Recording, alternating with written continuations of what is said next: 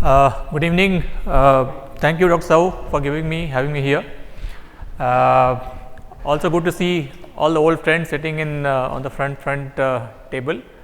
We keep meeting in similar kind of environment every now and then. This is the first of this kind of conference of this season. In fact, the season will start a little later, maybe after Puja. That the Dr. Sahu has taken a lead, and we start a little earlier this time. So I think I am an odd man out here. You people are from AI background. I don't have much of AI background, so I just can't talk about AI background. I'll talk about my field which I am working in. Primarily, I'm a career police officer. As a kind of part-time assignment, I am as a CISO West Bengal for more of a policy than actual hands-on work on day-to-day basis. So I'll limit myself to crime, and crime itself is quite a burgeoning field, and I hope you like it, and if you can take some question after that if time permits. I'll just go through few important cyber crime which you may be already facing, all of you. In fact, I believe 80% of you might have got some SMS of somewhere. You won some lottery, some payment due, and I believe me, a lot of people are actually falling for it. And in fact, if you ask me, bank fraud is a traditional crime. It is not actually a very high-tech crime.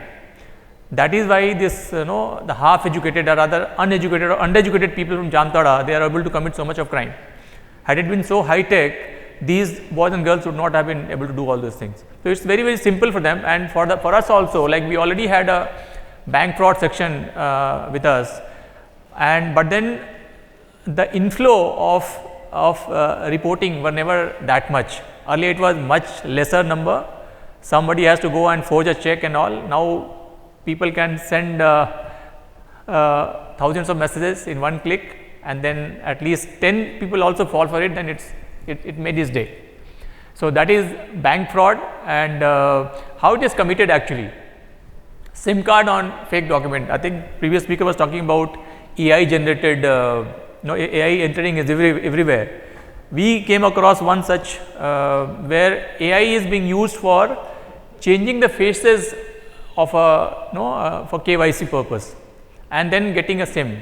So most of the time this crime is committed with the help of a SIM, because somebody has to make a call for sending SMS or making a call, voice call or whatever. So they know very well that if the KYC is done, so now they try to find out the loopholes within that system. In fact, earlier it was very bad. Now it's much better now, because government is much more stringent with KYC norms of before issuing SIM cards. But still, some people are able to manage good number of SIM card with fake document and to commit the crime. Mule account. Few of you may be aware of this word. Mule account is basically bank account taken only for this fraudulent purpose. So though there are a lot of bank accounts already available with people, sometimes people are not aware that their accounts is being used.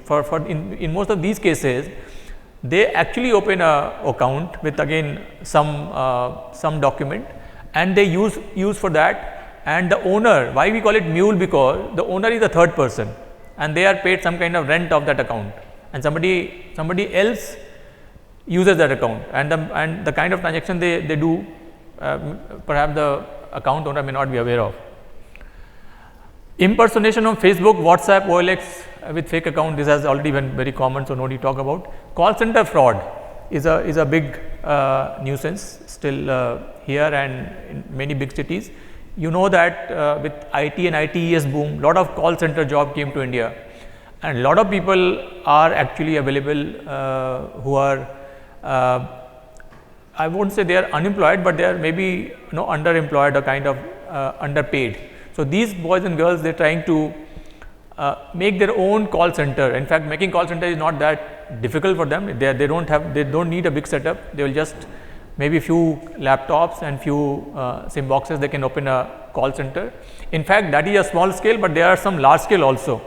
In Calcutta, 2 big call center have been racket had been in fact unearthed, and both because they were cheating people outside the country. The moment the victim is outside the country, nobody is bothered about here, because we start our investigation from the de facto complainant. That is the first and foremost requirement of starting an investigation. If there is no complaint, there is no investigation. So, in this case, since they were using the name of Microsoft people got into it, and they did a kind of homework. They came up with a very robust complaint with lot of evidences, and ultimately one case ended in conviction, the second is going on. One was the Microsoft Germany and second was Microsoft Singapore perhaps. They came, and those call center, in fact those were a big call center, but there are many small call center, 4 or 5 people from here and there. They also doing it in this thing. In fact, IT is such a thing, even the owner, the premise owner also may not be aware what is happening inside their premise, because everybody is using just laptops. So, everybody is using laptop or computer devices. What application is running on laptop, nobody knows. So, there is a big problem for the owners also. A lot of owner came to us later that my premise has been seized by police, what to do. And I am sure in most of the cases owner actually is not aware what is actually happening in their premises.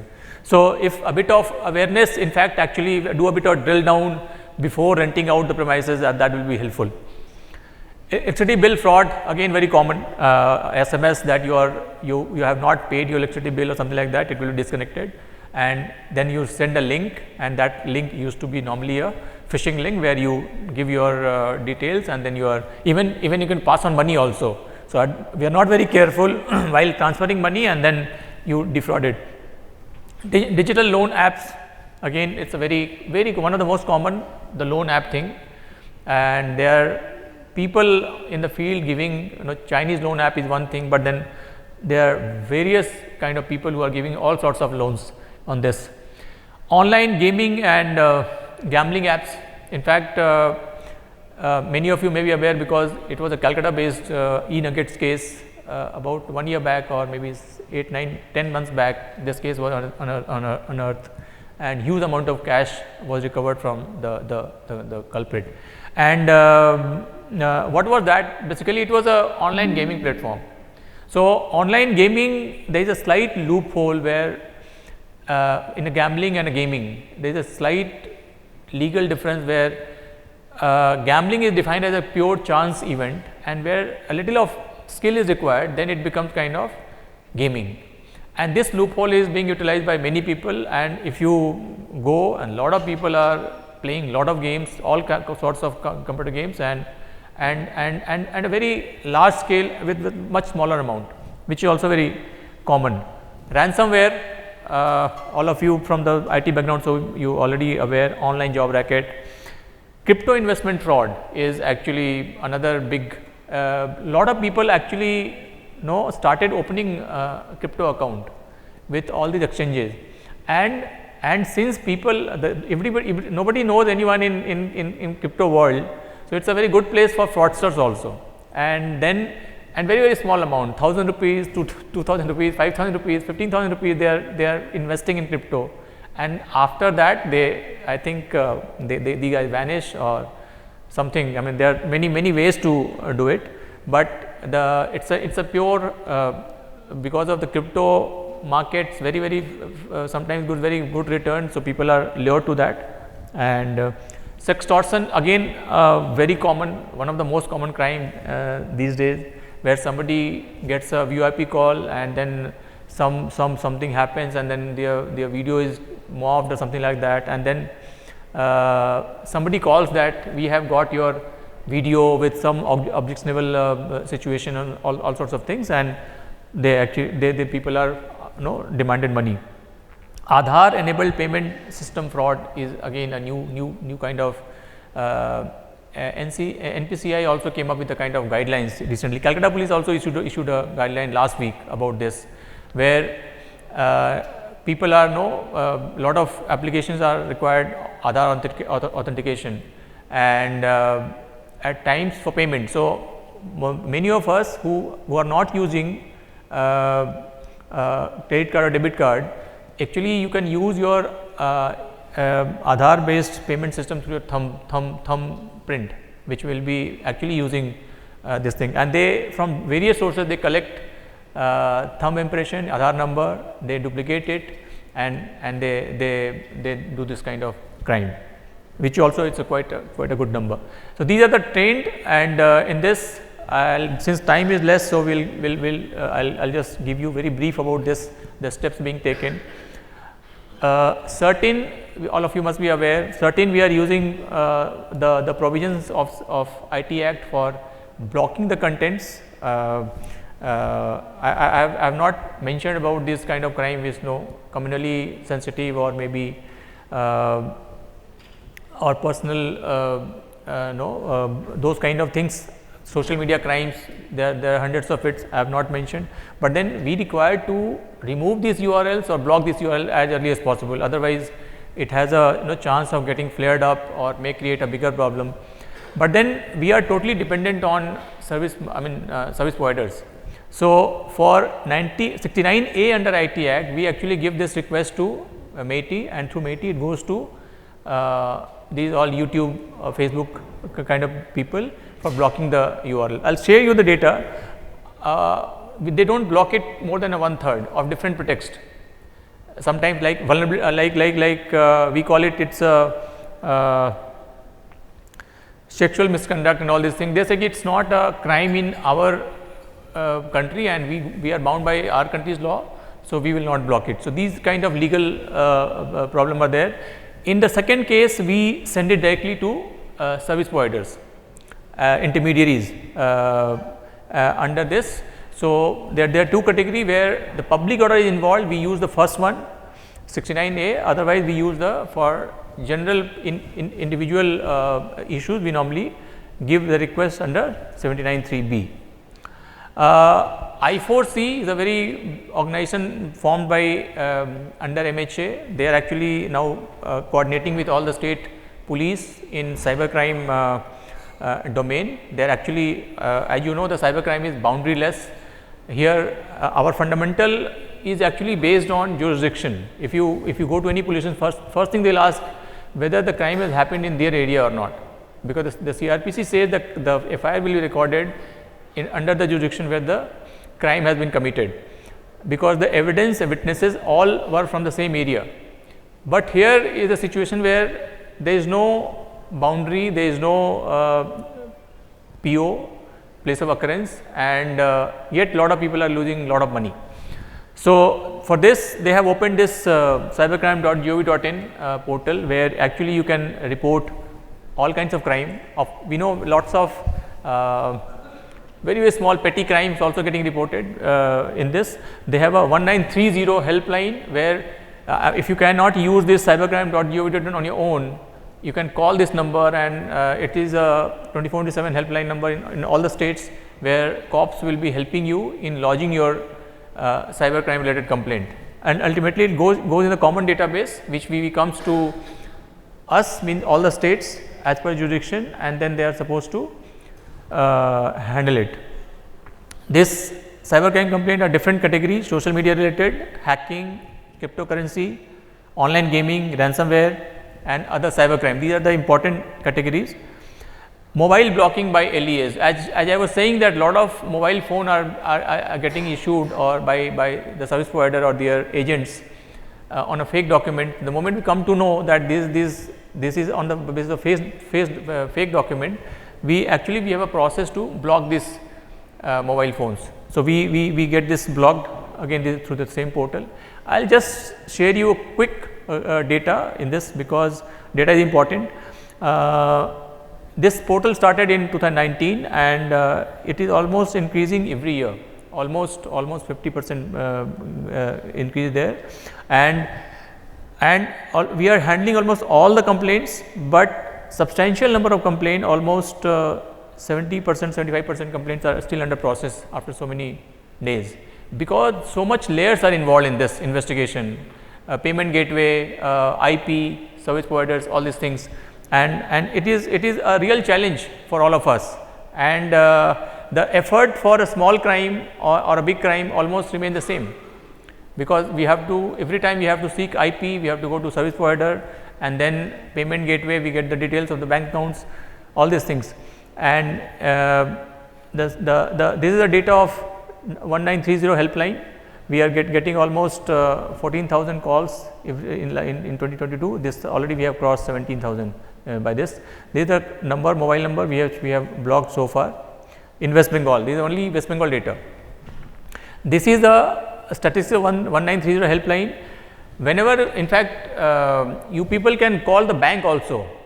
In fact, the banks are also the part of 1930 this thing. You can straight away call your bank. Bank also have 24/7 setup to block your transaction. So, if you immediately, in fact, if you can actually block your transaction before actually money is taken away, I mean, you still have a chance of good chance of stopping your money to actually go out of your account. It can get back. So, we have get almost 60,000 in this year complaint, in which we almost huge amount of money is involved, 125 crores. We in fact transaction put on hold. So, the moment it comes to us, we actually tell the banks to hold, or you can directly call also, you can also call bank to hold the transaction. And then lien amount is almost 9 crore. These are amount, what happens is, this 125 crore looks very huge actually, because we block only the amount involved. So, somebody's account, there is 1 lakh rupees and there is 10,000 rupees entered. So, the bank will not block the whole account, they will block this 10,000 rupees. So, this is the difference. And complaint remain attended by bank, because of again the flow of this thing. Sometimes wrong transaction they happen, people also commit mistake by transacting, money transfer to other accounts. So, the moment the modus operandi, the moment somebody divert the money, immediately they divert to some 3-4 account, so that it is difficult for police to block or check and investigate, and then from there they will withdraw the money. In fact, in some cases they straight away withdraw the money immediately from ATM, or some they spend money from POS, or some kind of Aadhaar enabled payment or something, purchase or something like that. This is the statement of blocking request. We are getting almost 1/3 only blocked by this service provider. Facebook, Twitter and YouTube data we have for last 5 years. Same with these communal, obscene, violent and fraud, fake news related URLs, which again it's almost similar, 30% kind of this thing. Efforts by the state government is important for all of you. We are cognizant of this fact that this crime is growing. In fact, that is why this first time this post of ADG Cyber is created. Now we are in the process of creating a separate cyber crime wing within the state. We already had a cyber crime in all the district, cyber crime police station in all the district. Now we have earlier it was a part of CID. Now we are going to have a separate cyber crime wing within the state to only focus on cyber crime related investigation. So, Calcutta Police Cyber PS was opened sometime 2010, and then state government has been opening one cyber police station in other commissionerates, and then other district. By 2019 we have one cyber police station in each district. So, having jurisdiction all over the district, and one can go and lodge a complaint. Well equipped digital forensic lab we have in Calcutta Police, and then we also have with CID, and of course we have in few big district also, like commissioners we also have a digital forensic lab. CSCOE, somebody was mentioning CSCOE, I think Mr. Nayak mentioned about CSCOE. CSCOE is a kind of society under IT department, which actually helping us in building capacity, training different kind of modules. There we are collaborating with us for investigation and developing capacity, because the kind of in fact there will be a time where every crime will have a cyber component, means digital evidence component.